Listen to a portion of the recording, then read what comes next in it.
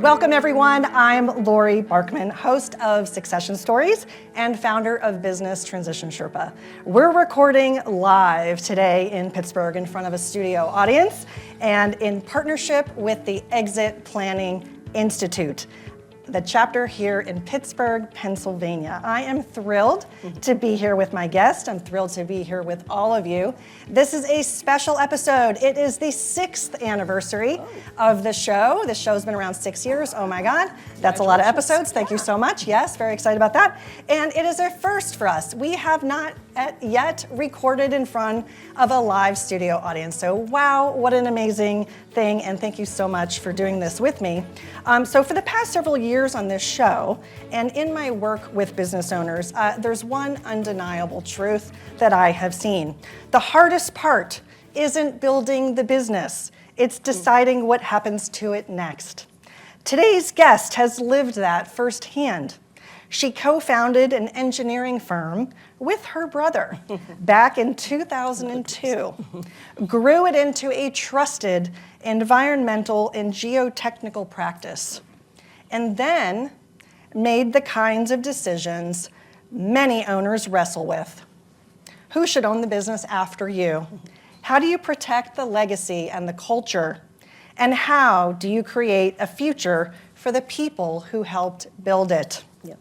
So today, we're going to talk about entrepreneurship, leadership, family business dynamics, and what succession planning looks like when it's not theoretical, it's personal. Welcome to the show, Amy Veltri, co-founder and CEO of NGE. Thank you so much. I'm honored to be here. We're so glad to have you. And I just want to begin with entrepreneurship. Okay. Is there an entrepreneur gene? And if so, what does it mean to you? Well, that's an interesting question. So I'll use one of my favorite, it depends and or yes and no. So I feel like, and lots of times we use the word entrepreneur along with leadership. I think people tend to think of them as almost the same thing, even though I don't think it is. But is there an entrepreneurship gene? I think there are pieces of being a successful entrepreneur that are innate. And I think one of those biggest things is drive. I think that's something you either have that drive, that go-getter, or you're happy to stay in the background and do the work and you don't need to get out and conquer the world. So I think drive is innate. And I think it's a very important piece of being a successful entrepreneur. Now, there are other traits that I think can be taught, things like organizational skills, communication, and there's a whole bunch of other traits that make a successful entrepreneur. Judgment, how do you make decisions, adaptability to different circumstances. So again, I'll summarize my answer, yes and no. I do believe that to be a successful entrepreneur, you have to be born with that drive, but the rest of a lot of the other characteristics you can be taught. So I think it's a mix of both. I love that, I love that, thank you. Let's go back to the founding of your company, NGE. What led you to co-found the engineering firm with your brother? Where to begin? So yeah, adding another wrinkle to, I don't want to say but to the business is the fact that I own it with my brother, and sometimes there's nobody you trust more than a family member, right? So when you go into business with someone, you want to really know them and trust them. And so what better partner than your sibling? But on the other hand, and my mother hated that my brother and I started the business together. She was always so worried that it would sever our relationship or leave us in a bad spot. So there are challenges associated with that. I think I handle things differently. If my business partner were not my brother, I think I would handle certain things very differently. But because he is my brother, and I have to see him at Thanksgiving at the dinner table, I tend to be a little bit, I maybe can't make some of the tough decisions that he might not like. So you have to be sensitive to that. Family comes first. You have to be sensitive to not hurting their feelings, but the business also has to thrive. So it's Yeah. a fine line. You definitely don't It's want to put difficult. Thanksgiving at risk. I mean, Yeah, that's just not that's worth right. it, right? Yeah. So talk about the roles. You and your brother play different roles in the company. Can you share a little bit about that? Sure. And I think one of the things that we found out a bit about each other, and really I've gotten to know my brother better since I started the business with him. I tend to think we wouldn't be in communication a whole lot if we didn't have the business together. So it really has been good for our relationship. We play to the other strengths, and that's something that you learn to as you get into the business and start it. You're always learning, that's for sure. And it became pretty clear early on that I was more of the strategic thinker, the planning, that kind of stuff, and he's way more the doer. He's way more tactical. So we really have set up our roles to play to our strengths. So I'm the CEO, make the big picture decisions about the company, strategy, growth, all that stuff. And then him as the president is more tactical in the field, running projects, managing the people in the project. So it really, again, plays to our strengths. So. Did you have a 50-50 ownership, or was it a different construct? So we started out in 2002. We were set up. I was 51% owner, and he was 49. And there was a specific reason for that. It was so we could be a woman, a WBE, a woman-owned business enterprise. And we went after federal and state work. Because of that, you get some preferential treatment if you're a WBE. So that's the whole reason we set it up 51-49. After a couple years, my brother brought to my attention, hey, if there's something that we don't agree on, a big decision, let's say, like selling the company to a third party, if there's something we don't agree on, it's me versus you, and you win every time because you own the majority of the company. And he was right. I understood his concern for that. I think he trusted me not to do that, but still it made him a little bit uncomfortable. So we put into place an operating agreement that very clearly defined several key decisions that neither he or I could make without both of us agreeing. So that was, things like, again, an acquisition or selling the company, or even like a major key hire, someone who purchase of equipment, stuff like that. So he felt a lot more comfortable after we did that, and that certainly helped. Sounds like you had some good advisors helping you along the way, which is really good. And because conflict is tough, right? Especially with your brother. Exactly, whole nother level.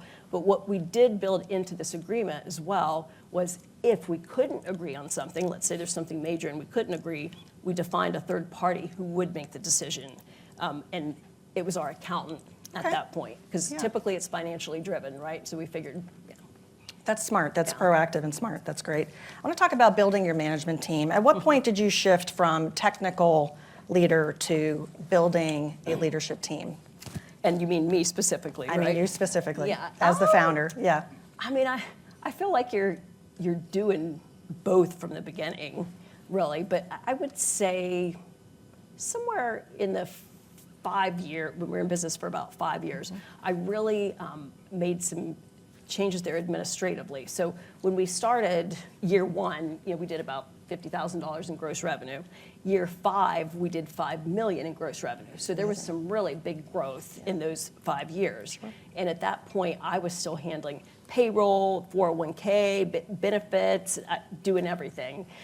So I started to bring in administrative help, and that's when I was able to get into more of a leadership role, along with building my team of the senior folks who ran the specific service lines. So you've got to have those resources in place before you can make that transition. So yeah, absolutely. I want to talk about challenges. Every company has challenges: time, money, people. Pick one. Now that's a joke, right? Yeah, exactly. It's just like all the above. Yes. Yeah. Okay. So as your company grew, what were some of the challenges that you faced when scaling the business? Definitely resources. I think that has certainly been a limiting factor for us. Everybody knows it's hard to get good resources now. I think it's, for the young folks, it's great because they have a lot of opportunity. But for us, we're trying to build a solid team, and boy, the lack of resources held us back in growth in one of our specific service lines. But we have since addressed it and are looking to grow. So yeah. It's not easy, right? And so you could probably, there's other entrepreneurs in the room, there's other entrepreneurs listening. What piece of advice can you give to other CEOs or entrepreneurs who might be facing a similar challenge of resource constraints? Oh, good luck. Yeah. No, I think what has worked better for us, we used the traditional methods, the LinkedIn, but what really has been our best way of finding resources is our current staff giving recommendations. There's been some really good ones. So I think you have to think about it from a different mindset and really push the people that you work with or even clients to say, hey, this is what I'm looking for. Do you know anybody good? We just have had way better luck that way. So. Yeah, that's good. And it's like people are vouching and referring, and that's Yep. helpful. Yep. What early decisions had the biggest long-term impact on the company as you reflect back? That's a good one. Well, I think one of the things was how quickly we grew. Really, I run the environmental piece, and my brother runs the geotechnical piece. And the geotechnical side of the operation is very capital intensive. So we couldn't go, like a drill rig cost $250,000. So we couldn't go out and buy a bunch of drill rigs, even though we had a ton of work. But I feel like we didn't take advantage early on of expanding quicker because we were trying to be conservative about spending money. So. Gotcha. Yeah. Yeah, and that's always hard with those trade-offs. Yeah. Look, this is Succession Stories, not a That's shocker right. that I'm That's going to right. ask you a question about transition planning. So I want to switch gears a little bit and talk about transition planning. When did you first begin thinking about long-term transition or exit options, and what did you start exploring at that time? Okay. Well, one piece of advice I would give to business owners too, the day you start your business, you should know your exit strategy. Really, and I remember reading that when I started the business, and I thought, God, I have no idea, what my exit strategy is. I have not a clue, but that's really true because if you know what you want to exit, you can do what you need to do to drive value in the right way. So. Yeah, and I totally agree with that 100%. It's funny because as an adjunct professor at Carnegie Mellon, there's lots of tech startups. Yeah. And what are they told from day one? They're told, when you do your business plan and you're out there pitching to investors, they're going to ask you, what is your exit plan? And so for the folks that I love, like you, who are the everyday entrepreneurs, we don't think about this question. It's more like, wait, exit, what does it actually mean? And then we think about, wait, well, who should actually own my business after me? Right. So let's unpack this a little bit, because I know you went through a journey of making some big decisions. So let's talk about, on your timeline, again, you founded in 2002, so here we are, you're almost celebrating your 25th anniversary. Yes. Congratulations on that, that's a major thing. So tell me about that timeline, right? So in the roughly, I guess you've been in, we're gonna cut to the chase here in a moment of what you actually decided. But some of the things that were considered along the way, tell me about that and how you started to have conversations with your brother about it. Sure. As I mentioned, we didn't go into it with an exit plan in mind, but I'm more the planner than he is. And so I started looking forward, probably almost 10 years ago, thinking, hey, this is coming up sooner rather than later. We have to start thinking about things and getting ready. So he's always been on board. We've always had upfront discussions about it. But when you look at it, to me, and for our business, which is a service-based business, there are really 3 options. Now, I'm giving broad options. I'm sure there's other really specific options too. But in my opinion, 3 exit strategies for a service-based business like ours. One would be to sell to an external buyer. One would be an ESOP.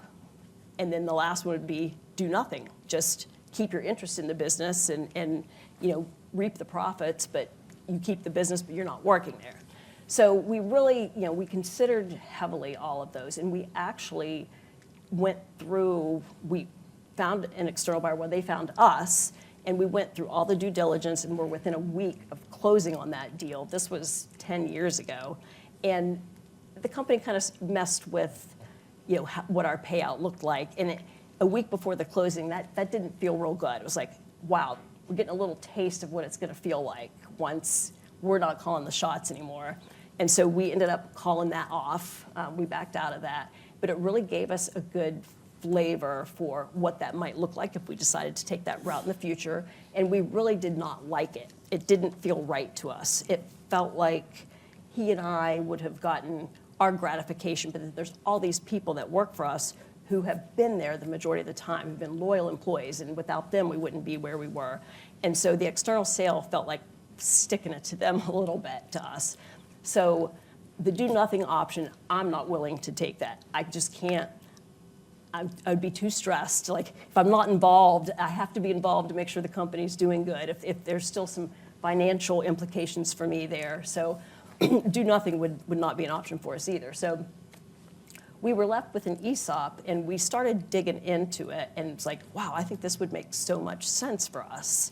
Let's talk about an ESOP. Okay. There's probably people listening who maybe are familiar Okay. and know about ESOPs, and there's probably people who are not. Mm-hmm. Can you give a bit of a description about what an ESOP is, or at least what Sure. your impression was in the beginning, and then Yes. we can unfold it Yeah. from there? Yeah, so I certainly was confused about what an ESOP is as well until we started really getting into the process. So an ESOP basically means the company's owned by the employees. And they get stock every year of a certain amount. That's all defined when you set up the ESOP. But I don't know, initially we were talking to an external person. So Dan from BTA, I don't think he's here. He's today, not here, right? but he's listening, and he's really excited you're here today. Okay, Yes. okay. Well, so we started talking to some folks about how to set up an ESOP.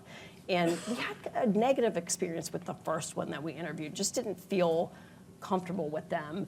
And then we ended up going to Dan, and they did, in the beginning, when you start looking at an ESOP, this is the way BTA handled it, they did what was called an ESOP feasibility study. And that was really powerful to help us make the decision. It cost a decent amount of money to go through with this study, but they project out like how the next 20 years are going to look, and are you going to have enough cash? And it's just really a complex process. And it helped uncover a lot of the unknowns for my brother and I, and get really comfortable around, hey, yeah, we could do this. This would work. So Let's talk about one of the major, or a couple of the major benefits that you've experienced in the transition to an ESOP company. Yeah. Mechanically, what happens, and talk about some of the tax implications. I think that's important. Yes. And how your view on an ROI of that, and then if you can, I'll ask you some follow-up questions about culture and so on. Okay, so go back to, tell me your first bit of the question. I heard Yeah, several in terms questions. of the So like the finances, you know, mechanics. we have to have it, we're having a transaction. We're essentially selling Right. the company Right. to the ESOP. Yeah. And so you and your brother decided to sell how much stock? 100%. Yeah. Okay, so the ESOP owns 100%. Yes. You now have created a board, so Yes. you have an Yeah. ESOP trustee who's a third Yes, party, all neutral that third good party. stuff. Yeah. And BTA Advisors did a fantastic job. They did your feasibility study, and which helped you determine, we think this is a We wanted path to forward. proceed, yeah. Okay, so financially it made sense because why? So, and again, that was the scary thing, I think, was the financial side of it. Can you afford it? Because an ESOP does cost money. The company does need to be in a financially very healthy shape. But wow, so we went 100% ESOP. I know some people do, like they start out with 50 or even 25. But once we started looking at it, it made no sense to not go 100% because you get the tax break if you're 100% ESOP. So that tax break alone, so you don't pay, once you're established as an ESOP, you don't pay federal taxes as a business anymore. And that was a huge chunk of change. And that in and of itself almost paid for the ESOP, that annual amount of not paying taxes. So again, that made it a no-brainer as well. Yeah, because if you think about a sale to any party, a third party, an internal sale, you're going to have transaction costs. Right. And so Yep. with an ESOP, you have transaction costs. Okay, Yep. so let's just, can we use the rough numbers? Is that okay with you? Sure. Okay, so let's just say rough numbers, the transaction cost was $1 million.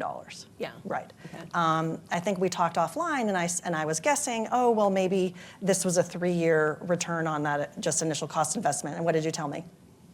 Less, right? Yeah. I mean, I think, and that's, they call it the ESOP magic. I've heard that term used. But it really, you know, it's a simple concept, but it makes so much sense. So you go through the ESOP, the employees are awarded stock. So you define all this in your ESOP plan before you are even an ESOP. And it's very specifically defined how much stock is going to be let out each year and how it's distributed. So that's, you know, already set.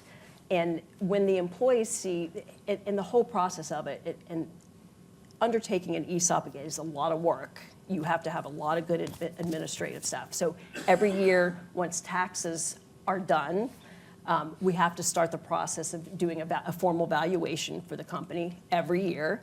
And then that valuation sets the stock price for that year.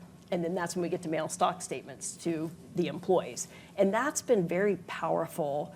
And again, I think that's kind of the ESOP magic piece of it. You know, the employees are seeing, wow, me being out here working my butt off this past year, look, I helped increase the value of the company, and they get excited about that and work even harder because they're building wealth for themselves. And really, that's what we wanted, for them to also ride off into the sunset, you know, like he and I are going to be able to, and be rewarded for working so hard for many years. So, yeah, no, absolutely. When it comes to succession, there's multi-layers and there's different types of succession, and we just talked about ownership succession.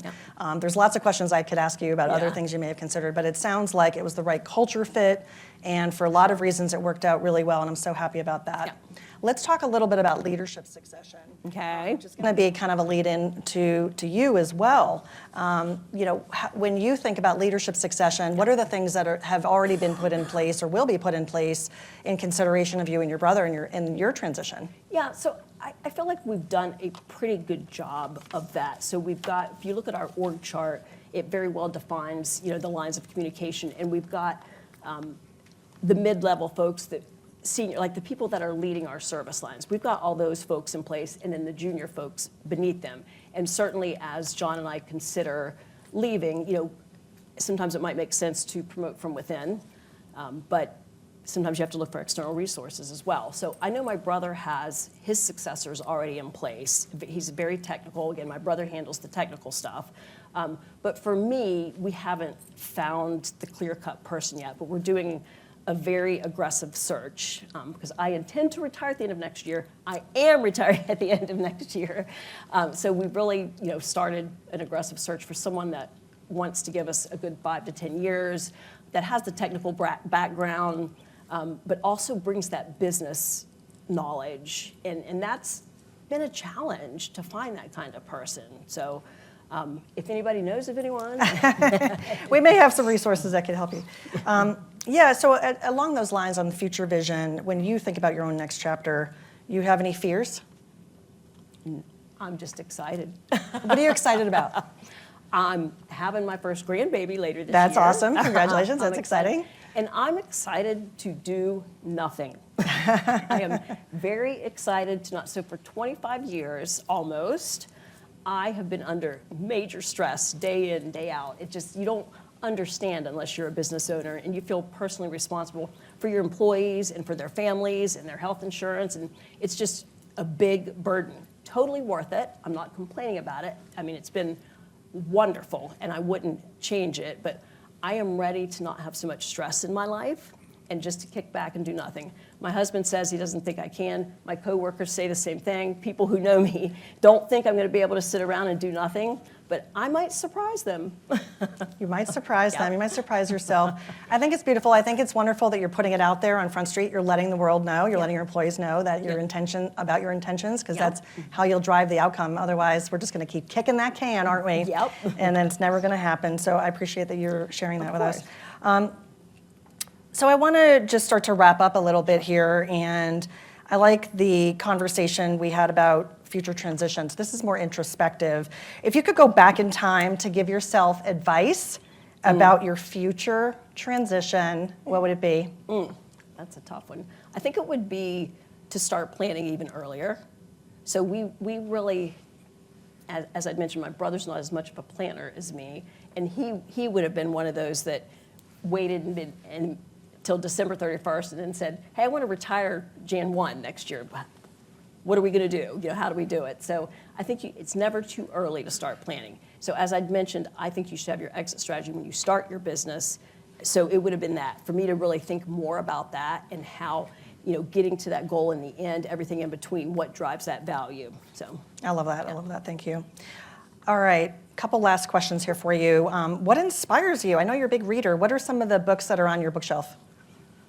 Oh my gosh, wide range. So I read anything and everything, but from a business standpoint, I do have a handful of business Bibles. Like I loved Good to Great.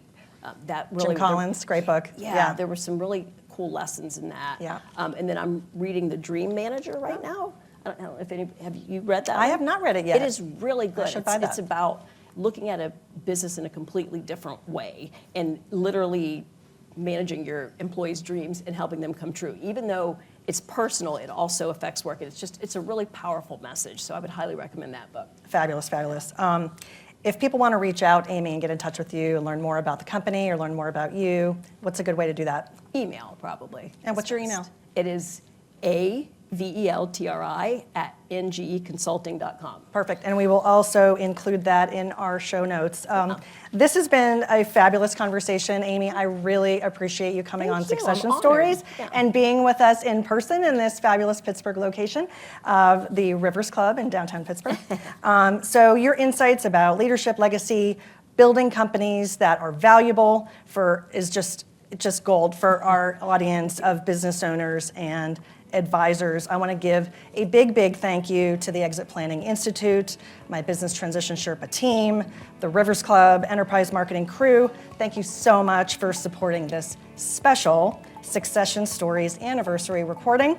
And to all of our listeners, if something you heard today sparked an idea, a decision, or a new direction, follow the show to keep us with you on your journey and share it with someone who would benefit. So Amy, thank you again for being on Succession Stories. It was an absolute pleasure to have you here. Thank you so much for having me. Absolutely, and we'll see you next time on Succession Stories.